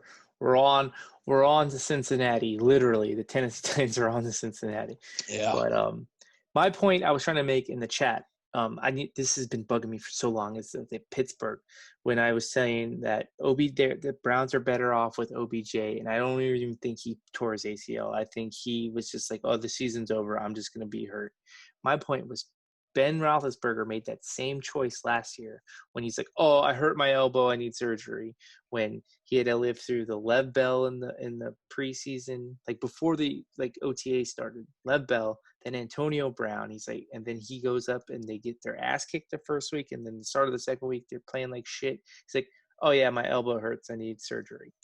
I was just saying he saw the writing on the wall, and he was like, I'm gonna take this year off because we're not gonna go anywhere. You think he couldn't stand the heat, huh? Yeah, get this fixed so he can come back and have a monster season this year in his 18th fucking year. Just like Aaron Rodgers played like shit to get McCarthy out of the box. Like, if I play like shit, we lose a lot, and I get hurt, and we put Hundley in, we're gonna fire McCarthy. So I honestly think veteran players see and make a business move, and they decide to better themselves and the team by taking a season as an L, because you can't win the Super Bowl every year. And why put your No. body through so much pain and then just start fresh the next year? That's all I'm saying. What? That's all. Well, That's all I was saying. I'll tell you what, with him sitting out last year, that defense stepped up and almost carried him into a wild card. Without even having, and then on top of that, they didn't even have Ceizar that year. Yeah. So that was like, and more reason why for like, well, fuck, I'm gonna get hurt. You were alternating between a quarterback that was named Duck and a quarterback named Mason. Yes. So that was the only point I was trying to make about Pittsburgh last year. So Jake, don't call me stupid, all right? Yeah, he shouldn't be calling anybody stupid. Okay, He didn't know crab was in crab ragout. Come on. It's in the fucking name. I didn't know herpes was herpes, bro. Oh man. All right, so next one, LA Rams at Miami. Do you think Tua is going to pull the victory on this one? Tua's getting the start. Yeah, no, I'm going with the Rams. Yeah, I'm not taking this one, so I'll let you take it. Smart man. Because it could happen. It could happen. Rams are spotty. Well, there's no footage on Tua. So, except him sitting like a little bitch, FaceTime his parents in the middle of the 50-yard line so everyone can get a fucking like out of it on Instagram. Who gives a fuck? Fuck you, dude. Win something. Get off my lawn. Sorry. Making poor Ryan Fitzpatrick all Fitzmagic, literally breaking the poor guy's heart. Yeah, okay, I'm going to sit down. This is a magical moment. Yeah, well, guess what? Mark Sanchez had magical moments, and then he was tattooed on Rex Ryan. Then he had the butt fumble. Where the fuck is he now? He came out and completed 2 passes last Sunday. Congratulations. Get the fuck out of here with that shit. Win something. God damn. Go sell your fucking Girl Scout cookies somewhere else. Sorry. They got off. These young motherfuckers, man. I swear to God. I'm an old fart. All right. KC at the Jets. Oh, Kansas City. You're going Kansas City? Okay. Yeah. Anytime the Jets are on the schedule, you got to take the team that they're facing. This is a tire fire there. I think Matthew J.H. is playing quarterback for fucking the Jets. I'm a USC guy, but Matthew J.H. probably would do better for him. They got to get Sam Darnold out of there. I mean, if I'm Sam, I am trying to get the hell out of town. Dude, USC quarterbacks are straight fucking trash. I'm a UCLA fan, so I love this. I love seeing USC quarterbacks suffer, except Carson Palmer. I was kind of a Carson Palmer fan, but whatever. Yeah.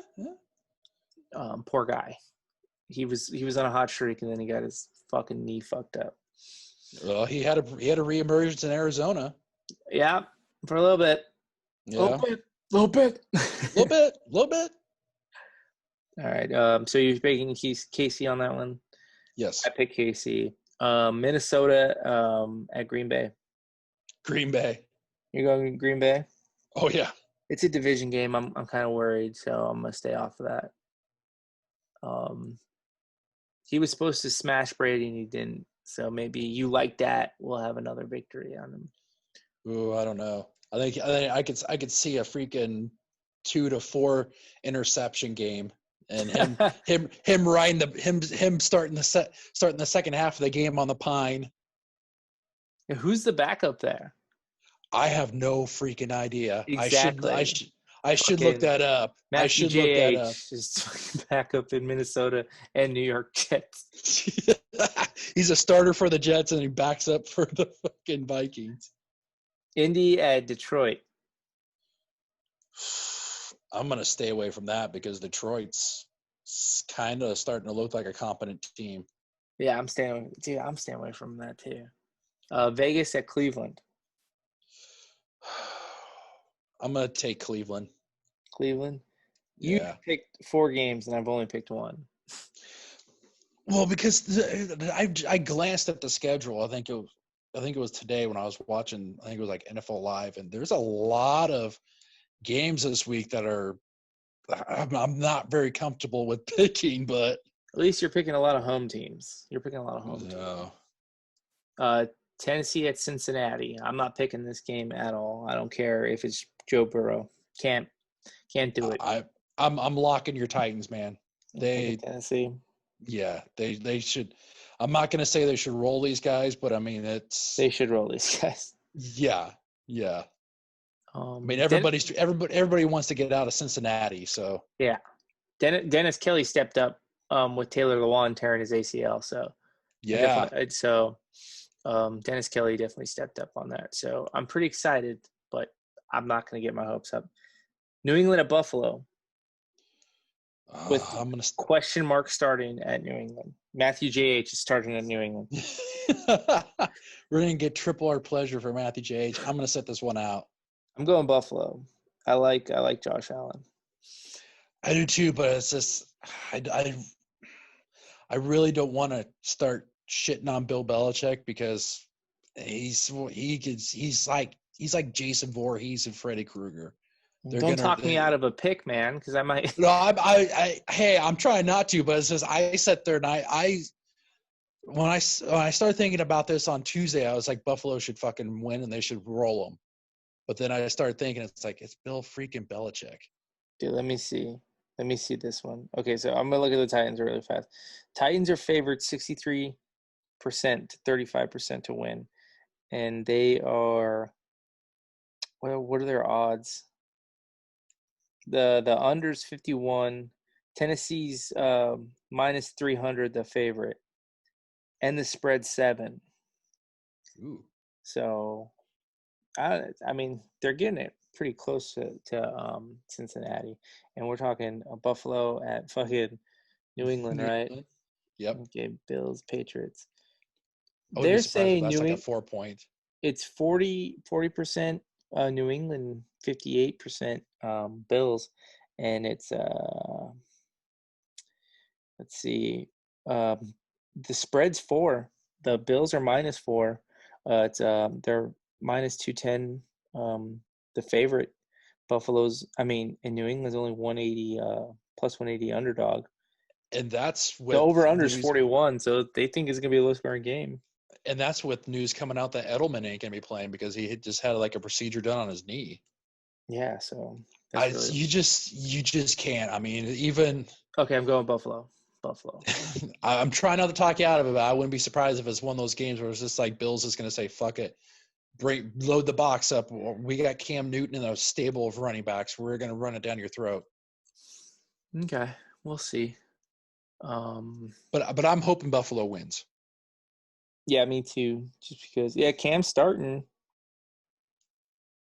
Cam is. And there's pressure on Cam because he threw 3 interceptions that last game and got benched. So I mean, Cam might be like. I think Cam's even came out and said it's a must-win for not only the team but for him. So. Oh Jesus Christ! Don't say that.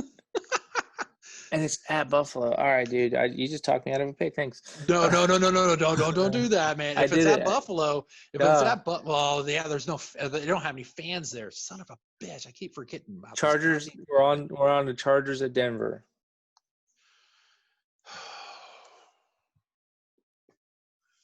I'll go Chargers. I like Herbert.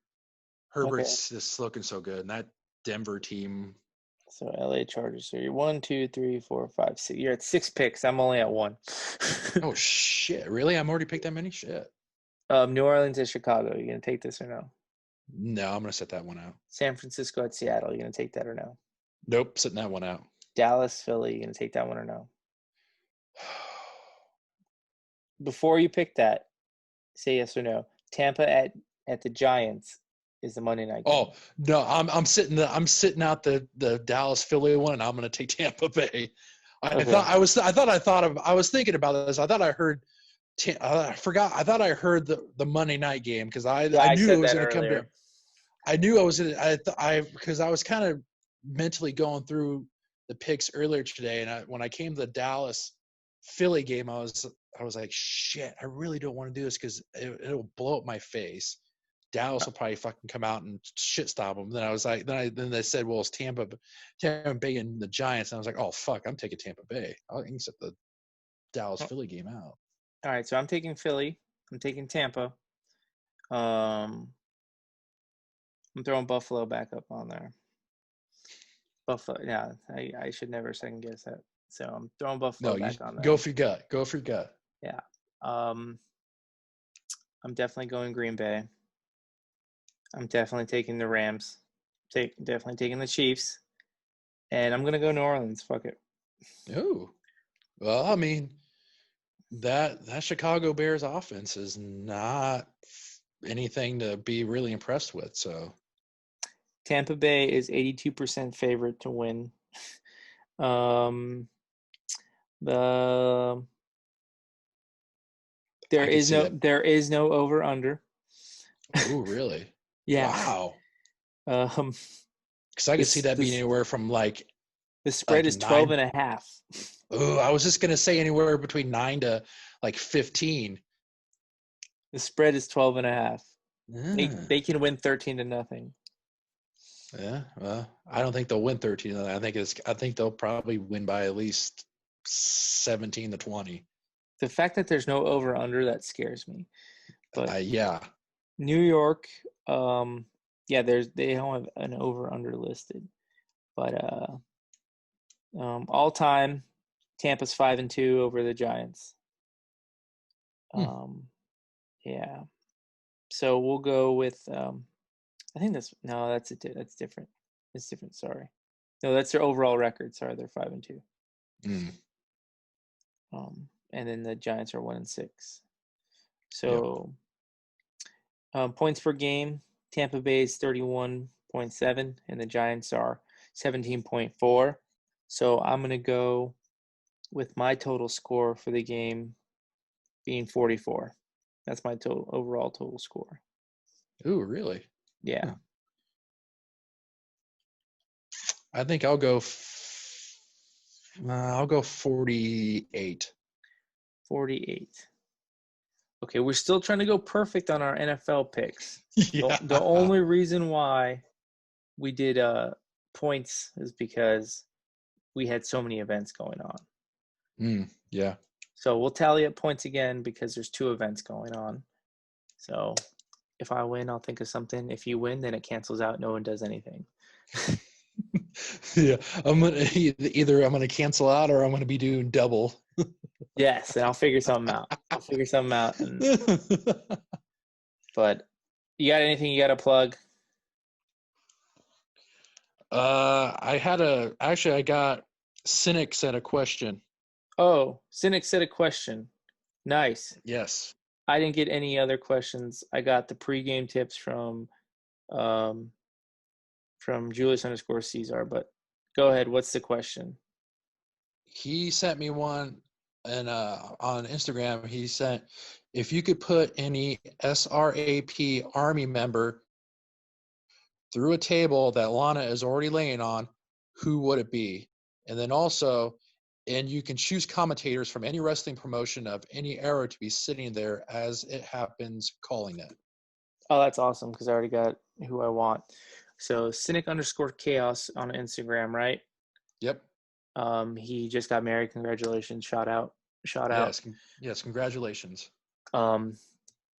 So if I can put any member of the Army on top of Lana through a table. Yep, through a table that Lana is already laying on. Yep. She's already laying on. Is she awake? It doesn't say. So whatever your imagination wants it to be. All right. So she's wearing a bunch of trench coats, like 7 layers of trench coats. And I'm having Naya slam Ceizar on top of her. And Ceizar is gonna penetrate all them trench coats, all them layers of trench coats, that big old fucking donkey dick you got going, and you gotta penetrate, impregnate her. You got a Ceizar Lana baby. There you go. And I got Mike Tenay and Mauro Ranallo calling the action. Ooh, that is nice. I love Tenay. I got a soft spot for Tenay. I'm gonna throw an extra out there. Ring announcer is David Pinzer. Ooh. Yes. Nice. I think I would go with I'd have Zanka, kind of for the same same reasons you're going with Ceizar, because I think Sanka would put on a show. And I'm gonna go with Morrow and Don Callis. Oh, Don Callis. I like Don Callis. Yeah, Don Callis. And my ref will be Oh, yeah, Charles ref. Robinson. So you have ref Charles Robinson, Little Nate. Yep, Little Nate. Little Nate. Oh, damn, Yep. I'm gonna pick a ref now. I'm going Kyoto. No. Ooh. Nick Patrick. WCW's finest, Nick Patrick. Oh. And since you did a ring announcer, my ring announcer will be coming in to do the one match and one match only will be Michael Buffer. Oh, Buffer. Yeah. Because I you only was bring him thinking you in. were going to say Chimmel. I thought you were going to say Chimmel, but yeah, Buffer. I like me some Buffer. Yeah, we're going to bring him in only for a special one time only. So this is it. I have confidence that fucking Ceizar will penetrate how many? I think I said 17 layers of trench coats with that big old D swinging in. Come on, bitch! With the killer BBC. Oh yeah, straight through. Yes, there is Ceizar nothing that baby. Ceizar. There is nothing that Ceizar cannot penetrate. Ceizar, Bobby Lashley ain't got shit on Ceizar. Fuck no. Did Cynic say who he would or no? No, he didn't. He just sent the question. Oh, I should have followed up, but maybe after he hears this, he'll send a follow up. Hopefully. Yeah, and go while you're at it. Go ahead, and I think he has a podcast or interview segment with You remember who he interviewed? I'm trying to remember who he interviewed. Yeah, I can't remember. I know. Shit. He was. They were famous. I know that for sure. Was it just one guy or was it two people? There's a couple. I mean, holy shit, we say so much in this fucking chat. I know. Because he said, shit. I remember I was like in Tacoma when it happened. So, whatever. Go follow Cynic Chaos on Instagram. Let's see. Because he wrestles. He's going through wrestling training too. He's going through. I think he said he got booked as well. So yes, it's big up for him. SINIKK_chaos CHAOS on Instagram. Just got married. I think he interviewed somebody, and he's getting booked as a wrestler. So thank you for sending your question. Please send in more questions. We'll answer them. Yes, please. I got nothing. You got anything? Oh yeah, I got some. What's your favorite candy for Halloween since Halloween? Is it got to just be like Halloween special, or is it candy period? I don't care. I'm a Skittles guy. Sour? So I'm regular? Tropical? Regular. Red bag and Skittles. Yep. He said there'll be. I just found the Cynic thing. He said they'll be interviewing a handful of indie wrestlers going forward, including Fuego del Sol, who is on AEW Dark, and Bear Bronson, who's MJF's best friend. Boom, bam. Go follow Cynic. I don't know if that was. Podcast. I don't know if that's who they've interviewed, but he said I think they're going to be interviewing him. So definitely check it out. Awesome. So Redback Skittles. I said on Bryce when I interviewed Bryce, I said Milky Way, the one with the marshmallow flavoring. It's like caramel marshmallow flavoring with chocolate. But now I got to go with High Chew because I have a little High Chew fix before I talk to you. You guys are they doing trick or treating? No. The governor said no, but we're going to a couple parties. Oh, that's cool. Yeah, final baseball party. Friends party and a going away party for myself. You're gonna be posting pictures of that, right? I'll send like last time. I'll send it in the chat. I think I was pantsless, dabbing, taking shots. So I might even wear my WWE title. Oh, I cannot wait. I'm not doing anything for Halloween, but I'm going to be anxiously waiting for those pictures, my man. Yes, and we were watching. Bryce watched Friday the 13th. Like a bunch of them today, and his favorite was Jason X, and he watched a bunch of Halloweens today. And so He's getting ready, huh? Oh yeah, he was watching Friday the 13th with me when we lived in Alaska, so he wasn't even 2 years old yet, and we were watching those. He watched Jason Takes Manhattan before he was 2. Is he big? Is he big into horror films? Does he like watching? He fell off. Horror films? He fell off when he grew up, because 2 Halloweens ago we watched the Friday the 13th marathon, like from morning to night. I mean night to morning. Yeah. And then the last year he was scared. He like figured out it's scary. And then today or yesterday he figured out I can watch the made for TV versions. So he's kind of watched it on Sci-Fi and AMC. So yeah, he's getting into it. But with that being said, who's your favorite serial killer style, or what's your favorite scary movie?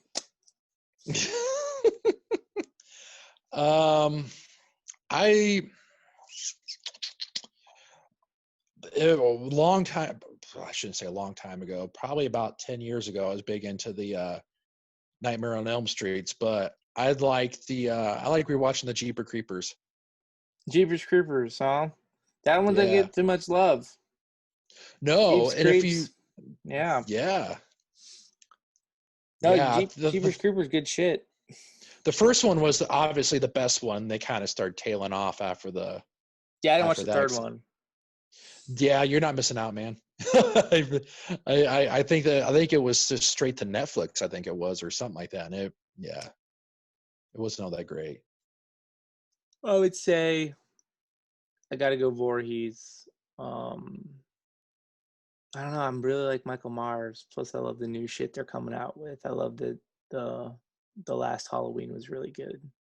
Well, isn't there rumors that Blumhouse wants to do a remake of Friday the 13th or something like that? Yes, I just saw that today. Blumhouse wants Friday the 13th. Yeah, that would be pretty good. I mean, Blumhouse does pretty good Blumhouse job. is doing good shit outside of fucking Fantasy Island, but like God, I want my Blumhouse. I want my fucking $7 back from renting that goddamn movie too. By the way. Yeah. Thank God I didn't. I just saw the writing on the wall. Yeah, you're a smart man. I fucking rented that thing, and I wish I didn't. But I would have to say serial killer. I'm going with Voorhees. Got to give it to Voorhees, and then that's a good choice. So Friday the 13th. I love those. There's a lot of them. I can watch them all. They're definitely something. If you're flipping through channels and you come upon it on TV, you're gonna park it there. I mean, it's much must watch whenever it's on TV. So. Yes. Oh, dang. Did I just miss? Did we do the change your clock back or no? Is that tomorrow? That is tomorrow. Oh, okay, cool. Damn it. Yeah, so we're still good. Okay, cool. Fuck my face. Dude, where am I? You told me that. I had to think about that. I'm like, fuck, when was that? Because I had to ask my girlfriend the same thing. I was like, what the fuck do we got to do this weekend? I got a lot of shit to do tomorrow, so I got to sign off. You're a busy fucking man. What do you got? Enjoy Impact next week. Thanks for listening. Yep. What do you got, Sticks? Anything? Hashtag beat your dicks with sticks, rub your clits with sticks.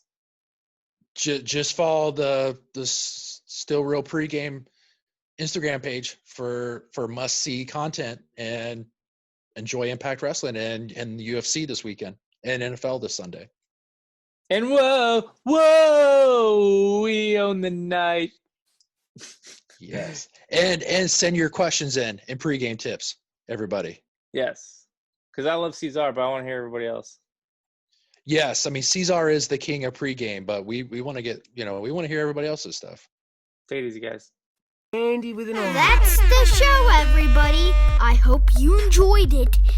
Don't forget to follow at still_real_pre_game on IG and subscribe to our YouTube channel, Spotify, and Anchor. Just search Still Real Pregame. Bye.